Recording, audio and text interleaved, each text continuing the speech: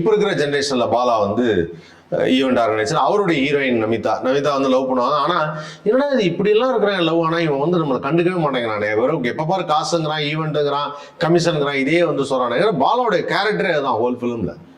So அந்த மாதிரி ஒரு கேரக்டர் இருக்கும்போது அந்த பொண்ணுக்கு வந்து நீ உண்மையிலேயே லவ் பண்றியா அப்படிங்கிற மாதிரி ஒரு விஷயம் சொல்லும்போது பாலா போய் ரிவீல் பண்றாப்புல.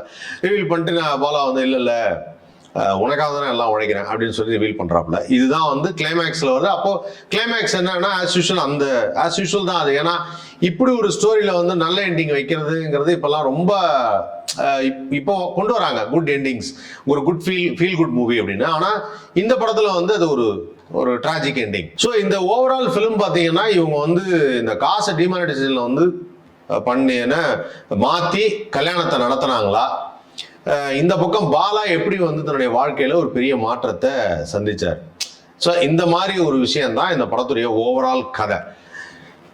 திரைக்கதை ஓகே நல்லா இருக்கு. பட் இருந்தாலும் வந்து இந்த பிளாஷ்பேக் போர்ஷன், பாலா சித்தில் சீன் அதெல்லாமே நல்லா இருந்து, பாலாவோட சீன் வரும்போது இன்னும் கொஞ்சம் கான்சன்ட்ரேட் பண்ணிருக்கலாம்னு தோணுச்சு. அண்ட் பாலா வந்து ஒரு நல்ல பர்ஃபார்மர். இப்ப இந்த படத்துல வந்து ரொம்ப கான்சியஸ் ஆயிட்டாப்ல. நம்ம வந்து மெயினா ஒரு லீட் ரோல் பண்றோம்னா கொஞ்சம் கான்சியஸ் ஆயிட்டாப்ல. பாலா கான்சியஸ்லாம் ஆகவே வேணாம், நீ சூப்பரா நடிப்ப தெரியும், இன்னும் கொஞ்சம் பெட்டரா பர்ஃபார்ம் பண்ணலாம், அடுத்தடுத்த படத்துல இன்னும் நல்லா பண்ணுவேன் அப்படிங்கிற நம்பிக்கை எங்க எல்லாத்துக்குமே இருக்கு. கண்டிப்பா அது நடக்கும். அண்ட் இந்த படத்துல நடிச்ச மற்ற எல்லா நடிகர்களுமே எல்லாருமே ரொம்ப நல்லா நடிச்சிருந்தாங்க. ரொம்ப அழகான ஒரு கதையா இருந்தது. அண்ட் கிளைமேக்ஸ்ல பாலா உணர்ற ஒரு சீன் இருக்கு. காதல்னா என்ன, வாழ்க்கைனா என்ன அப்படின்னு உணர்ற ஒரு சீன் இருக்கு. அதுல ஒரு பர்டிகுலர் டயலாக் இருக்கு. அந்த இப்ப உதவி செஞ்சுட்டு இருக்காரு இல்லையா பாலா, அதுக்காக அது ஏன் அப்படிங்கிறதுக்கு ஒரு டயலாக் இருக்கு. அந்த டயலாக் பார்க்கறதுக்கு ரொம்ப நல்லா இருந்தது, கேட்கறதுக்கும் ரொம்ப நல்லா இருந்தது. அற்புதமான ஒரு விஷயம். அதை நீங்க படம் பார்த்தீங்கன்னா கண்டிப்பா என்ஜாய் பண்ணுவீங்க.